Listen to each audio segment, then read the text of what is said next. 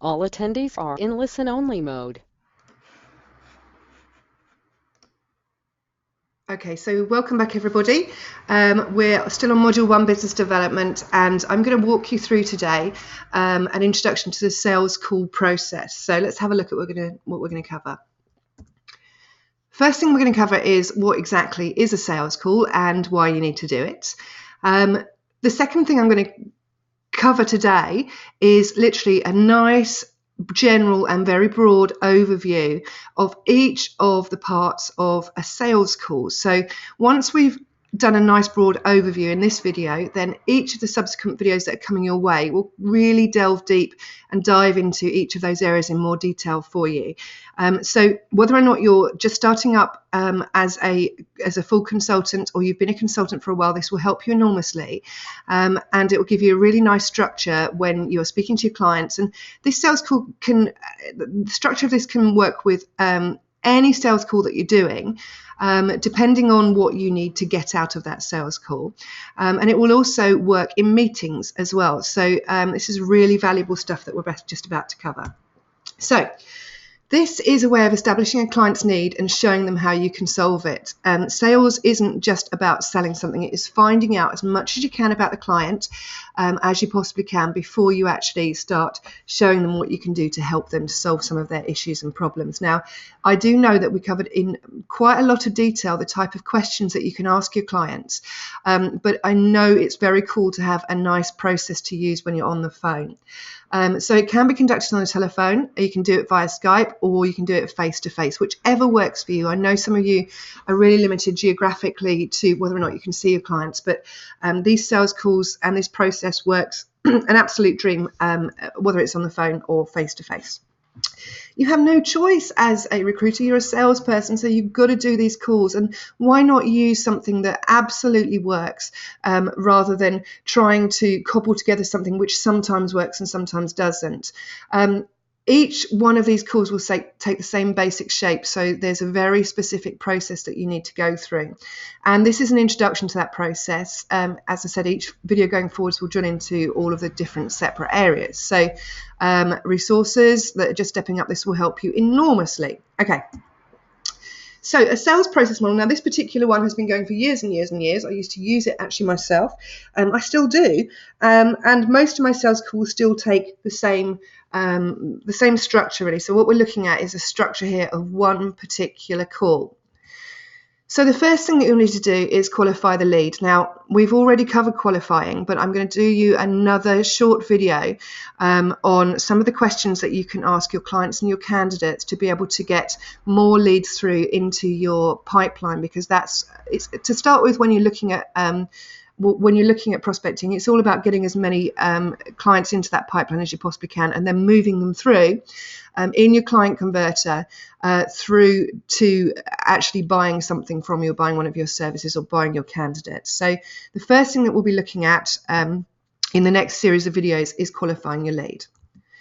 Once you've done that, then you're actually going to need to speak to somebody. Now, depending on how you want to go into your sales calls and which type of sales calls you're doing and whereabouts in your client converter, your open and your pitch will be slightly different.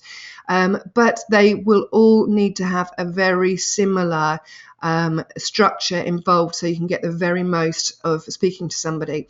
I am going to cover before that the fact that you need to get through gatekeepers, receptionists, PAs, HR even. I can consider HR to be gatekeepers. So before you even get round to speaking to the person that's got the authority, the need and the money, you will need to get through that receptionist or that gatekeeper. So I'm going to do you a little video on how to do that as well. So once you're through, you have got, I don't know, I think it's about 10 seconds to make a really, really good first impression. The idea with this open is to get your client's attention, but also to differentiate you from some of your other competitors out there, because they're all going to be going in a really similar manner. And what I want you to do is really think about how you can open that call to really make a difference to start with, because you've got about 10 seconds to do it. So as we get to that video, which will be one of the next one or two that's coming to you, I'm going to give you a script that you can use with pretty much any call that you go into. So it could be a call to sell a candidate, it could be just literally a hello and a qualification call, and then how to get them into the next part of the conversation, which is discovering their needs. So once you have opened and you've got your client attention and they haven't said to you, look, I haven't got time for you right now, and if they do, that's an objection and we need to cover it, but hopefully we should be able to push them into the next part of the school of the call, which is really asking them some nice questions to determine what it is that they are going to need from you as a recruiter. So this is where your open questions, your need generation questions come in. You might be able to do a little bit of spin with them, so do some nice impact-based questions with them. But really what we're looking at, if you remember we were talking about level 1, 2, 3 questions, this is where they come in. This is like the ultimate place to start talking to your client. Not only do asking open questions here get you the information that you need, but they're also a way of generating rapport. So the general rule at this point in the sales call is you're speaking about 20% of the time and your client should be speaking about 80% of the time. This is why you need to ask those nice open questions that will allow your client to start speaking to you, or your prospective client to start speaking to you. And so you can really start understanding what they're looking for. Don't forget, one of the most important things that you need to do at this point of the call is to listen to what your client is saying and write down any of the hooks that you need to be able to get to the next part of the call. So there's going to be a nice little video on discovering their needs for you. Once you know what they're looking for, this is time for you to sell your solution. Now, when we're talking about sell your solution, what we're really looking at is looking at those features and benefits that you've got and how you can use the answers to what they've given you to your questions in the previous part and present them your features and benefits in the form of a solution. A nice, easy way of doing this is by saying, you mentioned before that you struggle to get, I don't know, let's try one, that you struggle to get the right caliber of candidates into your recruitment process. Now, this is where you're going to sell them why it's going to be you that's going to be able to get the right candidates in front of them. So it might be your candidate sourcing model that you sell. So here at X Personnel, whoever you are, what we've got is 3 different ways of generating generating candidates, and then tell them what they are, and then tell them how you're going to overcome that problem for them. So as long as you can put at the end of it, so this means to you that you're going to get the right people in front of you at the right time, you will find your client will be really engaged with that. I'm going to show you how to do that in detail in one of the next videos. So as I said, this is nice an overview for you of the sales cycle. Once you've presented that solution, you'll probably find that they're going to have some objections for you. They could even have an objection right at the very beginning or as you're asking them questions. But the first set of objections are going to be literally probably, I don't have time to talk to you. We've got a PSL. I don't know why you're bothering. So we'll need to blast through those. And I'm going to show you how to do that. As I said, we're going to have a nice video on it. But really, when we get to this point, they are probably asking you questions to be able to show them how you're going to be able to solve their problems. And these are probably real objections rather than what I call smokescreen objections, which are the ones which come before that. So we're going to do a nice, at least half an hour, 3/4 of an hour video for you on overcoming objections and the very best way of doing that.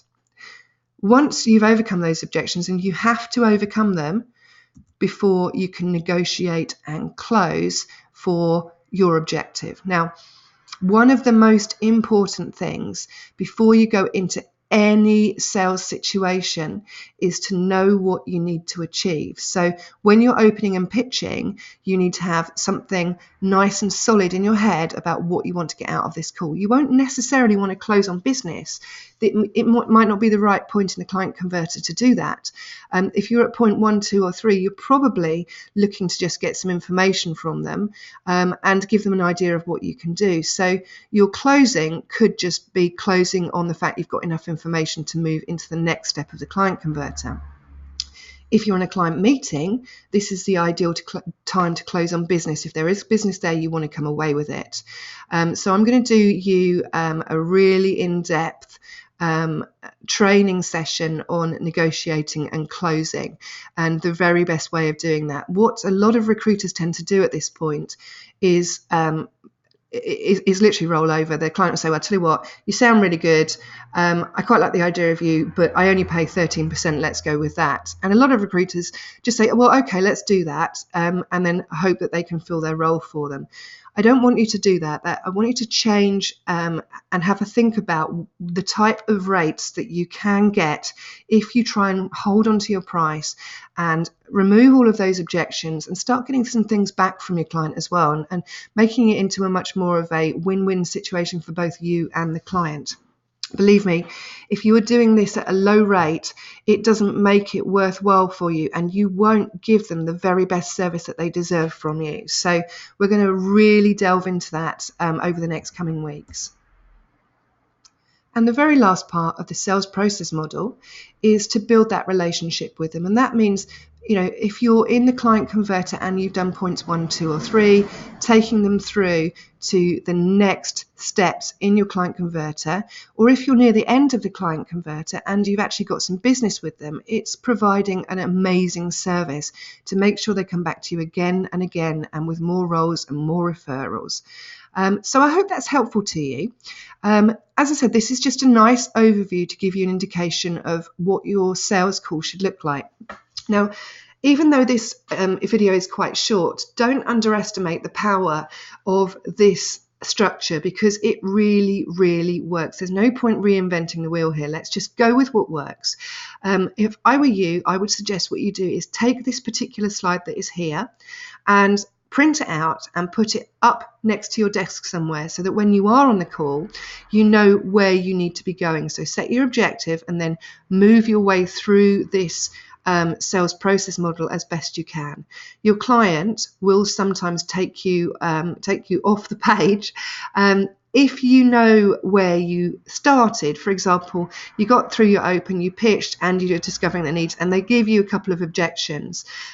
Once you've overcome those objections, go back to the point of discovering the needs and push it through to presenting a solution. So you should always be taken back to where you ended up going off the page a little bit. Okay, so as I said, the most important thing is thinking about what you want to get from the call. It's your objective. It's really, really, really important. If you don't know what you want to get out of it, you're going to go round and round in a sales call, and clients absolutely loathe that. I promise you that now. I loathe that when I'm speaking to salespeople. So have a think about what you can do to really set those objectives, and think about what those objectives from the call might be. A couple of examples for you are to qualify the client in using your avatar questions. It might be because you know that you've got a role there, and so you're going to sell a candidate in and you're hoping to get an interview from it. It might be to ask the client for a client visit so you can get in front of them. Or it might be to get a job spec from them so you can start working on a role. It could be any of those things. So start with the first most important thing, and then think about a backup objective. So if you don't end up getting that, so if you really wanted to get a role, but they're not giving you that role, what would be your backup? For me, that backup would be probably the fact I want to get in front of them and start selling into them. So when we do get into a better buying process and I'm not 2 steps back because the role is already out there, I would want them to know about me, and I'd want to be in a sales position with them. And the third one might be literally just to have the door open and they've agreed that you can call them in a couple of weeks. So the most important objective first, coming down to backup objectives. So when you get off the telephone, you can be certain that you've achieved something. And you know what? That feels really good. When you have set those objectives, and you might have not got the first one, but you've got the second one, and it does feel great when you come out of that call. So, as usual, you're going to have some actions. Print out the sales process model to have on hand when you're conducting sales calls. I'm going to make sure that you've got a soft copy of that so that you can print it out and put it by your desk. Make sure you set your objectives before the start of the call, and that's every single call that you do. It is really worth taking out 30 seconds, 1 minute of your time to think about what you want to get out of that call so you know exactly where you're going. Give it a shot. If you haven't used this type of call structure before, just put it up there and move around that call structure nice, and it's like with ease you can do this. And the next step that we're going to get into in your sales training is going to be qualifying your leads. So I look forward to seeing you on that one. Now, if you've got any questions, remember you can use the Facebook forum to ask me, or you can use the Q&A mastermind call that we have on a Monday morning to be able to help you and help me to help you with that. So put your